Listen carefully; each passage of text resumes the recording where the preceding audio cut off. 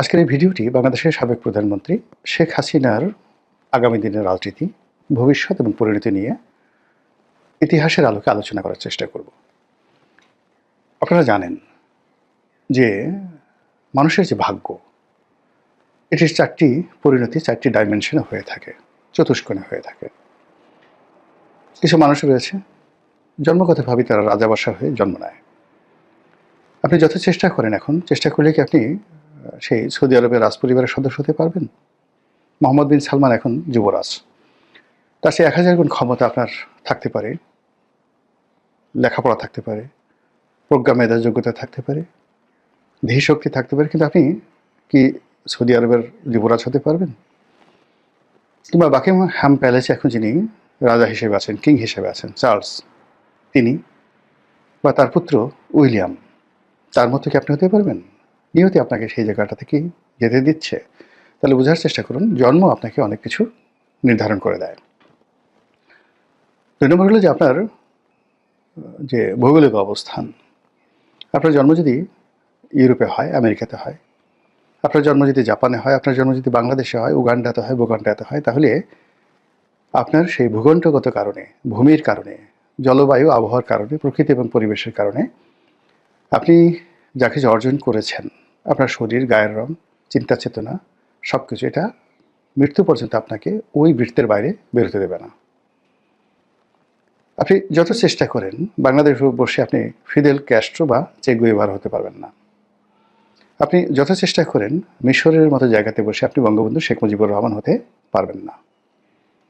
আমাদের দেশে এখানে যেভাবে রঘু ডাকাত রয়েছে, এই রঘু ডাকাতের সঙ্গে আপনি জেমস বন্ডের কখনোই তুলনা করতে পারবেন না। আবার পাক ভারত উপমহাদেশে, বাংলাদেশে আপনি কোনোদিন একজন জেমস বন্ডকে বানাতে পারবেন না। এখানে জেমস বন্ড নামক কোনো চরিত্রকে যদি পুরনো ঢাকাতে ছেড়ে দেওয়া হয়, 1 ঘন্টার মধ্যে পুরনো ঢাকার পরোটা, বিরিয়ানি এগুলো খেয়ে পেট খারাপে মরে যাবে, সঙ্গে সঙ্গে জেমস বন্ড মরে যাবে। এই হলো অবস্থা। আবার আমাদের দেশের সেই বিখ্যাত যে রানী ভবানী, ভবানী পাঠক, কিংবা ধরুন সেই যে রঘু ডাকাত, এদেরকে নিয়ে যদি আপনি ইটালিতে ছেড়ে দেন, 1 মিনিটের মধ্যে সে মরে যাবে সঙ্গে সঙ্গে। এই জন্য ভূগোল একটা বিরাট বিষয় মানুষের জীবনের জন্য। এরপর টাইম, সময়, অপরচুনিটি, সময় এবং সুযোগ, এই দুটো ছাড়া আপনার কোনো জ্ঞান, কোনো যোগ্যতা কখনো কাজে আসবে না। অনেক সফলতা কেবলমাত্র সময়ের কারণে ব্যর্থ হয়ে যায়, আর অনেক ব্যর্থতা কেবল সময়ের কারণে সফল হয়ে যায়। শেখ হাসিনার জন্য যেটি 2009 সনে সম্ভব ছিল, 12 সনে সম্ভব ছিল, সেটি 2025 সনে তার জন্য অসম্ভব হয়ে গিয়েছিল। তারেক রহমান সাহেবের জন্য 2024 সনের আগস্ট মাসের 15 তারিখ পর্যন্ত যে ইতিহাস রচনা করার তার সুযোগ ছিল, এটি এখন তিনি চেষ্টা করলেও পারবেন না। ফলে সময় একটা বিরাট ফ্যাক্টর। থার্ড হলো ইতিহাস, ট্র্যাডিশন, ঐতিহ্য, বংশক্রম, ক্রোমোজম, এই জিনিসগুলো আপনার ক্ষেত্রে কিভাবে কাজ করে। অর্থাৎ আপনি যে ভূখণ্ডে আছেন সেই ভূখণ্ডের অতীত ইতিহাস এবং আপনি যে কর্ম করছেন সেই কর্মে পৃথিবীর যে ইতিহাস, সেই ইতিহাসের ধারাবাহিকতা আপনার জন্য অনিবার্য হয়। আপনি এর বাইরে যেতে পারবেন না। বাংলাদেশে বঙ্গবন্ধুর যা অবস্থা হয়েছে, চিলির সালভেদর আলেনদের একই অবস্থা হয়েছে, বঙ্গবন্ধুর যে অবস্থা হয়েছে মার্শাল টিটোর একই অবস্থা হয়েছে। এর বাইরে যেতে পারে, একটা সময় আছে, সেই সময়ের সাথে আপনাকে তাল মেলাতে হয়। তো সেই অর্থে শেখ হাসিনা এই মুহূর্তে কোন পর্যায়ের লোক? তার বন্ধুগুলো ধরেন, নরেন্দ্র মোদী, পুতিন, কাতারের এই যে বর্তমান আমির, সে আমিরের বাবা, বাদশাহ সালমানের যে এখন যে মোহাম্মদ বিন সালমান রয়েছেন, তার বাবা বাদশাহ সালমান, ডোনাল্ড ট্রাম্প, এই মানুষগুলোর কথা বললাম যাদের সঙ্গে তার ভালো সম্পর্ক রয়েছে। এর মধ্যে আরেকজন আছে, বর্তমান যিনি ভুটানের যিনি রাজা, তিনি সজীব ওয়াজিদ জয়ের খুব ঘনিষ্ঠ বন্ধু, ক্লাসমেট। আর তার বাবা শেখ হাসিনার ঘনিষ্ঠ বন্ধু, মানে সাবেক রাজা, ভুটানের সাবেক রাজা। এই যে লিগেসি, এই মানুষগুলোর তকদিরের সাথে, পরিণতির সাথে, যাকে বলা হয় তার লিগেসি এবং তার তকদির নির্ভর করছে। 2 নম্বরে যেটা আছে যে তিনি যে লিগেসি ধারণ করেন, বঙ্গবন্ধু, এটি তার প্রধান পুঁজি। তো বঙ্গবন্ধু লেভেলে তার বন্ধু কারা ছিলেন? Nelson Mandela. তার বন্ধু কারা ছিলেন? যুগোস্লাভিয়ার মার্শাল টিটো। তার বন্ধু কারা ছিলেন? আনোয়ার সাদাত, মিশরের president Anwar Sadat, Fidel Castro. তার বন্ধু ছিলেন ইয়াসির আরাফাত। অর্থাৎ আপনি সেই জোট নিরপেক্ষ আন্দোলনে 1973-তে যে বঙ্গবন্ধুর উপস্থিতি, সেই জায়গাতে যে পোর্ট্রেটগুলো আছে, ছবিগুলো আছে, এবং সেখানে তার সঙ্গে যার বন্ধুত্ব, সেই বন্ধুত্বের প্রেক্ষিতে যে একটা ইতিহাস রচনা হয়েছে, সেই ইতিহাসের ধারাবাহিকতায় ওই মানুষগুলোর যে পরবর্তী প্রজন্ম, নেক্সট জেনারেশন যারা রাজনীতিতে এসেছেন, তাদের যে পরিণতি হয়েছে, শেখ হাসিনারও ঠিক সেই পরিণতি হবে, এতে কোনো সন্দেহ নাই। এটাই হিস্ট্রি। ইতিহাস বলে না যে ইতিহাস বারবার ঘুরে ফিরে একই ঘটনা ঘটে, হিস্ট্রি রিপিট ইটসেলফ, বারবার ফিরে আসে। তো শেখ হাসিনার জন্য ঠিক সেই ইতিহাস বা সেই পরিণতি অপেক্ষা করছে। এর বাইরে গ্রহ নক্ষত্র আছে, জ্যোতিষ্ক মণ্ডলী আছে, আর আপনি যদি সর্বশেষ ধর্মবিশ্বাসী হন, তাহলে মহান আল্লাহ রাব্বুল আলামিনের ডিজায়ার, এটা আপনাকে মানতে হবে।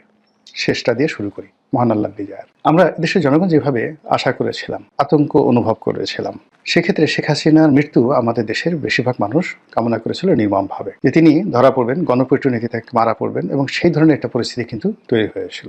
এবং এটা ছিল 99.99%। জনগণ গণভবন আক্রমণ করবে এবং সেখানে শেখ হাসিনাকে ধরে, তার বোনকে সহ ধরে পাড়িয়ে মেরে ফেলবে।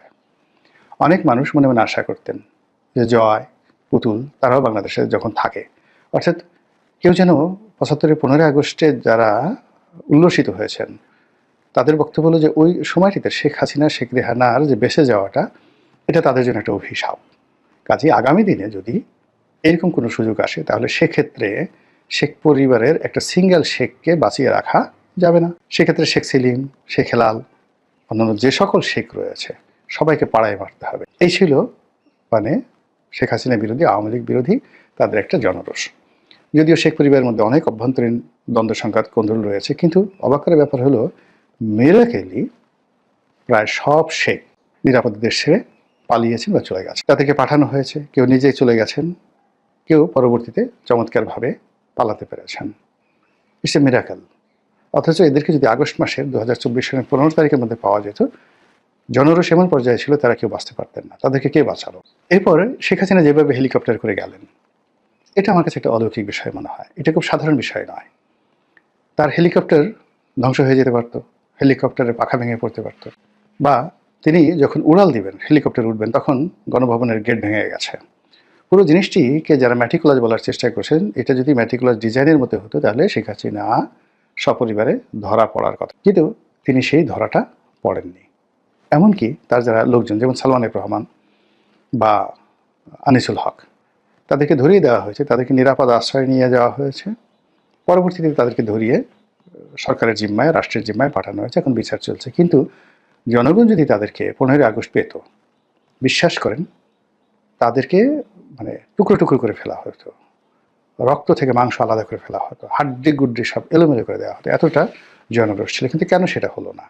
নিঃসন্দেহের মধ্যে কোনো ইঙ্গিত রয়েছে, এবং সেই ইঙ্গিত নিয়েই মূলত এখন আওয়ামী লীগের যারা লোকজন, তারা অলৌকিকতে বিশ্বাস করছে যে শেখ হাসিনা ফিরে আসবেন। যদি তিনি ফিরে না আসতেন, তাহলে তিনি বাঁচতেন না। আল্লাহ যে তাকে বাঁচিয়ে রেখেছেন, নিঃসন্দেহে এর মধ্যে আল্লাহর একটা প্ল্যান আছে, গুড প্ল্যান আছে। এই আশায় তারা প্রতিদিন সীমান্তে তাকিয়ে থাকেন, প্রতিদিন নরেন্দ্র মোদীর দিকে তাকিয়ে থাকেন, দিল্লির দিকে তাকিয়ে থাকেন, আর পত্রপত্রিকায় দেখেন, এবং আমরা যারা কন্টেন্ট তৈরি করে আমাদের কথাবার্তা শোনার মধ্যে তারা খুঁজে বের করার চেষ্টা করেন যে শেখ হাসিনার আসার কোনো সুসংবাদ আছে কিনা। তো এই কাজগুলো শুধু আওয়ামী লীগের লোকজন করছে তা নয়, আওয়ামী লীগের যারা বিরোধী পক্ষ, তারাও কিন্তু এই শেখ হাসিনার আগমন, তার তিরোধান, তার ফিরে আসা, এগুলো নিয়ে ভীষণ রকম চিন্তায় আছে। বিবিসি থেকে শুরু করে অন্যান্য যে সকল আন্তর্জাতিক গণমাধ্যম, তারা মানে শেখ হাসিনাকে মাইনাস করছে না কেউ, বরং অনেকে প্রমোট করছে, বিশেষ করে BBC world, BBC India, BBC Bangla. তারা প্রতিদিনই একটা না একটা কন্টেন্ট তৈরি করছেন, যেটা প্রকারান্তে আওয়ামী লীগকে পুনর্বাসিত করছে, শেখ হাসিনার ইমেজ বৃদ্ধি করছে, এবং একটা পজিটিভ ধারণা শেখ হাসিনা সম্পর্কে তৈরি করছে। এবং আজকের এই ভিডিওটি যে আমি করছি, এটাও বিবিসির একটা রিপোর্ট দ্বারা আমি অনুপ্রাণিত হই। এখন বিবিসি যে রিপোর্টটি করেছে, সেই রিপোর্ট অনুযায়ী শেখ হাসিনার পরিণতি কী হবে, সেই পরিণতিতে যে কোনো লিখে বুঝতে পারবে যে শেখ হাসিনা ফিরে আসবেন, এই কথাই বিবিসি বোঝানোর চেষ্টা করেছে।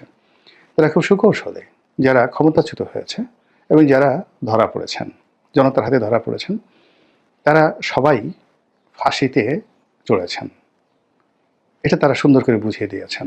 সেক্ষেত্রে দ্বিতীয় বিশ্বযুদ্ধের শেষ পর্যায়ে যেভাবে সৈনিকদের হাতে ফ্যাসিবাদের জনক বেনিতো মুসোলিনি ধরা পড়লেন, যেভাবে নিকোলাই সসেস্কো এবং তার স্ত্রী এলেনা ধরা পড়লেন সেনাবাহিনীর হাতে, তিনিও কিন্তু এভাবে হেলিকপ্টারে করে উড়ে যাচ্ছিলেন, কিন্তু সেই হেলিকপ্টার আবার নামিয়ে ফেলা হয়েছিল মাঝপথে, উড়তে পারেনি, সেনাবাহিনী বিদ্রোহ করেছিল।